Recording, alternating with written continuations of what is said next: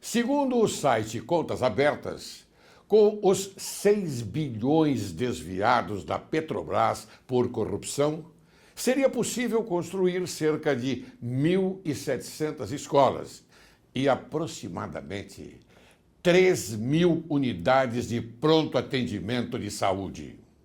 Já com os 116 milhões utilizados para fazer as precárias e superfaturadas ciclofaixas da cidade de São Paulo, a prefeitura poderia construir cerca de 25 creches, usando o cálculo da prefeitura, que informou ter liberado 88 milhões para construir 19 creches.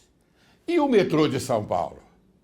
Tem estação que começou a ser construída há 11 anos e até agora não está pronta.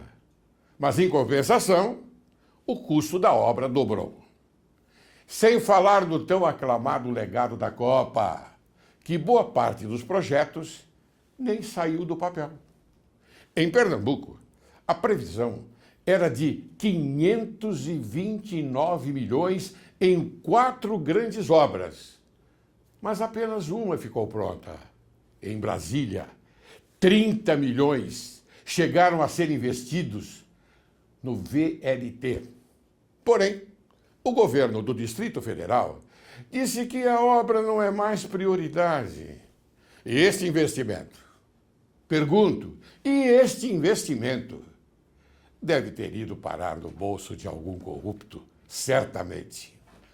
Para encobrir tantos desvios, desfalques e o uso inapropriado do dinheiro público, os governantes repassam a culpa para a inflação e aproveitam para aumentar impostos e taxas.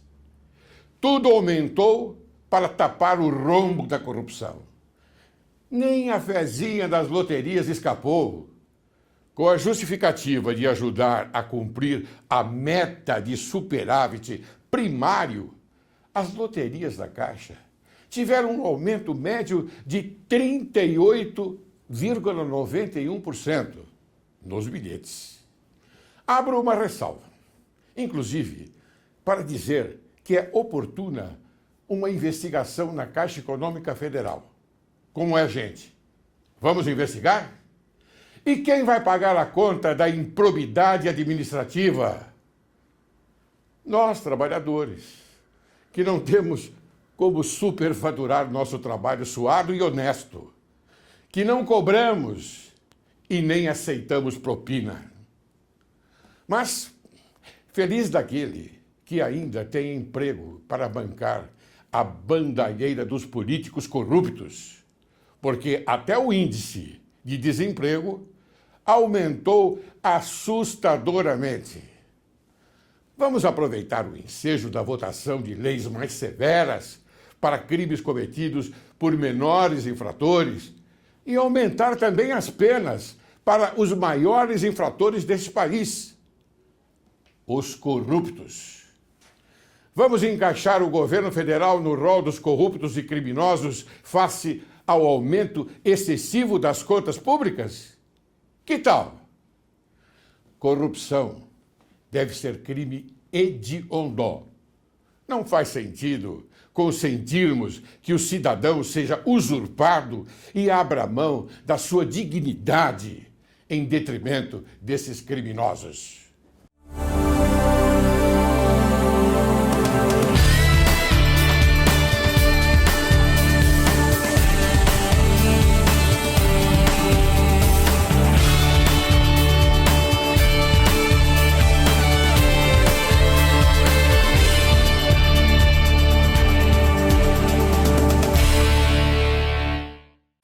Direito e Justiça em Foco é o teu programa e este é o teu país.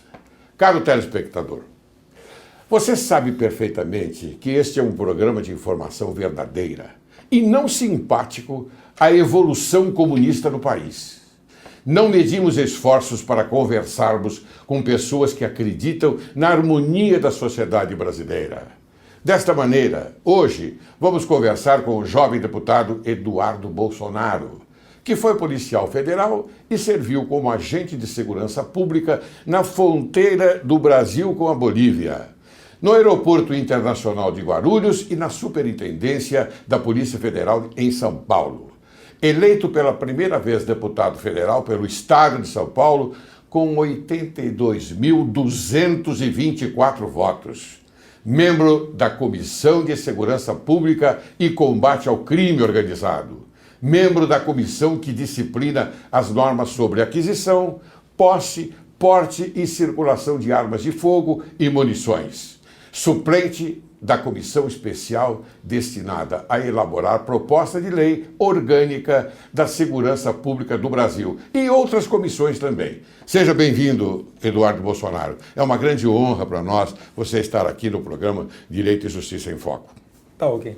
Eu agradeço a oportunidade e sempre que for convidado, espero comparecer aqui para esse bate-papo para esclarecer a população sobre o que de fato ocorre no Congresso Nacional. Olha, Bolsonaro, eu vou ser muito sincero a você e vou me dirigir ao telespectador também. Você é uma pessoa altamente importante para o nosso país. Você é jovem, você é inteligente, você é brasileiro e você é um homem que luta pelo Estado democrático de direito. Então, você é muito importante. Por favor, siga com essa sua cabeça maravilhosa que você está fazendo bem para o Brasil e para a sociedade que está nos assistindo. Eu digo isso com muita alegria e com muita ênfase, porque o nosso Brasil precisa de homens como você. Eu agradeço, senhor Laércio. E pode ter certeza, eu tenho um excelente professor na Câmara dos Deputados, que com certeza eu vou seguir os passos dele. E eu sei quem é, seu pai, Jair Bolsonaro. Inclusive seus irmãos, Carlos e Flávio, que são atuantes do Rio de Janeiro. Mas eu pergunto, por que você se candidatou por São Paulo? Na verdade, foi uma obra do destino. Eu, quando entrei na Polícia Federal, minha primeira lotação foi no estado de Rondônia, na fronteira com a Bolívia, cidade de Guajará-Mirim. Ali eu iniciei minha carreira na Polícia Federal e depois fui removido para o estado de São Paulo.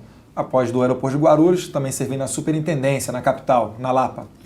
E então eu estava com domicílio eleitoral minha vida toda em São Paulo. E então, coincidentemente, vieram as eleições e eu busquei o meu pai, perguntando a ele se ele não me apoiaria numa candidatura em São Paulo. Porque vendo que os rumos que o país está tomando, ainda hoje, com o governo que temos de Dilma Rousseff, eu vejo que o Brasil caminha na contramão da evolução do mundo. E eu espero contribuir um pouco mais com isso, porque a política, hoje em dia, para você entrar na política, é muito difícil. A gente costuma dizer que ou se tem muito nome, ou se tem dinheiro, porque para se fazer conhecido.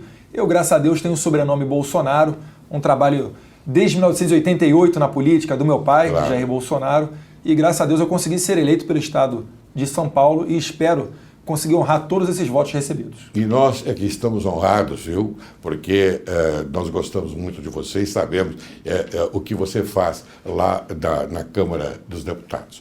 Bem, eu vou continuar com as perguntas porque tenho certeza absoluta que o telespectador quer conhecer muito mais, não é, sobre a sua vida. Você trabalhou na Polícia Federal, não é? Muito bem. Vamos esclarecer uma dúvida. A Polícia Federal está livre de investigação ou ela é comandada pelo Lula e pela Dilma Rousseff? Na verdade, a Polícia Federal ela é um órgão vinculado ao Ministério da Justiça, cujo ministro é José Eduardo Cardoso. Eu acho que aí a gente já pode encurtar boa parte do assunto que teríamos. Obviamente, a Polícia Federal ainda consegue fazer um bom trabalho independente e, às vezes, chega às portas do governo, como, por exemplo, ocorre atualmente com a Operação Lava Jato, com apoio também do Ministério Público e não podemos deixar de falar, logicamente, no juiz Sérgio Moro. Estão fazendo um excelentíssimo trabalho. O juiz Sérgio Moro ele tem tomado total cuidado para que as provas não sejam anuladas, como já ocorreu em outras operações da Polícia Federal. E assim esperamos que ele consiga levar mais adiante essa investigação que, logicamente, acabará por vincular Lula e Dilma. Você acha que eles serão vinculados à Operação Lava Jato? Eu acredito que sim. O Alberto Youssef já não deixa muitas dúvidas com relação a isso. É preciso ser muito ingênuo para não crer nesses fatos. Por exemplo, Dilma foi presidente do Conselho de Administração da Petrobras, passou pela Casa Civil, atualmente presidente, que nomeia a presidente da Petrobras. Como é que pode ter ali um rombo, um vazamento de 88 bilhões de reais sem ela saber nada. E mais um fato, ela estava postergando a saída de Graça Foster da Petrobras. Para quê? Para que Graça Foster fizesse a limpeza do local do crime. E assim foi feito, tanto que agora vem à tona diversos áudios e instrumentos de gravação das audiências, das atas das reuniões da Petrobras, que foram destruídas. Será por quê? Meu Deus do céu, foram destruídas essas atas? Sim, sim. Que coisa. São provas que, coincidentemente, não existem mais e que poderiam servir para incriminar agentes do governo. Sim, mas não há um sistema especial pela perícia para recuperar tudo isso? Doutor, eu já não sei. Aí é preciso conversar mais especificamente com os peritos do caso. Esperemos que isso aconteça, né? Sim, sim. Bom, você falou sobre Sérgio Moro. Muito bem. Eu queria agora informar você, porque o nosso telespectador já sabe. Nós aqui em São Paulo fundamos uma associação. A associação chama-se AJA. Sim. Associação de Juízes Anticorrupção. E isso se deve ao esforço de um nosso colega, o desembargador Carlos Henrique Abrão, também pensa da mesma maneira que nós, e ele então se esforçou para isso. Qual é o objetivo? O objetivo é a Associação de Juízes Anticorrupção, que simplesmente é uma entidade civil sem fins lucrativos, destinada a velar nos limites da extensão do território nacional por toda e qualquer denúncia que contiver no seu fundamento atos que atentem contra a probidade, moralidade, impessoalidade, ética, proteção ao patrimônio público, em razão da circunstância de tais fatos, contratos administrativos, parcerias público-privadas, consórcios também administrativos e etc. Vai por aí. Então, veja, essa é a nossa intenção. Já foi fundada. Agora nós vamos dar uma sequência para que ela tenha uma vida própria dentro do país. O que você acha? Eu acho que qualquer iniciativa contra a corrupção é muito bem-vinda, ainda mais formada por juízes e desembargadores que têm um peso ainda maior, pois são operadores e conhecedores do direito. Sabem ali os caminhos que podem levar a uma punição e é o que está faltando no Brasil. Essa falta de punição no Brasil é o que dá margem para que cada vez mais crimes ocorram. Então, com certeza, é muito bem-vinda. Eu tomei conhecimento há pouco tempo desta associação e parabenizo toda ela, aqui dando os parabéns ao senhor, Dr. Laércio. Eu também, com muita honra, faço parte dessa associação. Bem, Eduardo Bolsonaro, lideranças da oposição foram à Procuradoria-Geral da República protocolar uma representação contra a presidente Dilma Rousseff por prática de crimes contra as finanças públicas, as chamadas pedaladas fiscais. Mas o Tribunal de Contas da União adiou por 30 dias a análise das contas do governo federal relativas a 2014. Ainda existe alguma possibilidade de tirar a presidente Dilma Rousseff do governo federal por estas circunstâncias? Eu li há pouco tempo nos jornais que o presidente da Câmara, Eduardo Cunha, levaria a matéria para ser apreciado no plenário, pois salvo engano, a AGU, né, o TCU, é um órgão consultivo. Sim. Então, na verdade, essa matéria, ele auxilia o Congresso Nacional. Então, eu espero que, em breve, o Eduardo Cunha leve essa questão das pedaladas fiscais, que, na verdade, é uma enganação do povo brasileiro, para dentro do Congresso, para que lá a gente discuta essa responsabilidade de Dilma Rousseff e, no meu entendimento, seja levado adiante um processo de impeachment. Porque o que não faltam são pedidos de impeachment chegando à Câmara dos Deputados. Cabe ao Eduardo Cunha colocá-los para os deputados apreciarem. E aí sim, o senhor eleitor, o senhor cidadão que paga os seus tributos, vai saber como é que o seu deputado se comporta na Câmara, se ele é conveniente com todos esses escândalos de corrupção ou se ele quer dar um basta nisso, tirando do poder a 01 de todo esse esquema chamada Dilma Rousseff. Gostei da 01. A 01. Mas também tem o 02, né? Tem. Tem o 02. Tem algumas centenas desses zeros aí. E ele não está tão oculto assim, não. Não. Ele está presente, não é? Presente, presente. Bem, vamos seguir adiante. O seu pai, Jair Bolsonaro, aprovou recentemente foi uma emenda à reforma política. Uma emenda à reforma política, Sim. muito bem, que prevê a emissão de recibos junto ao voto nas urnas eletrônicas.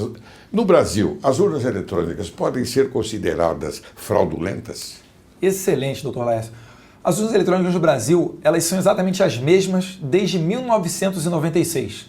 Nós tivemos a oportunidade de levar a uma das comissões, uma das audiências, né, da Comissão da Reforma Política, um dos idealizadores, um dos técnicos que fez a urna eletrônica nesse período.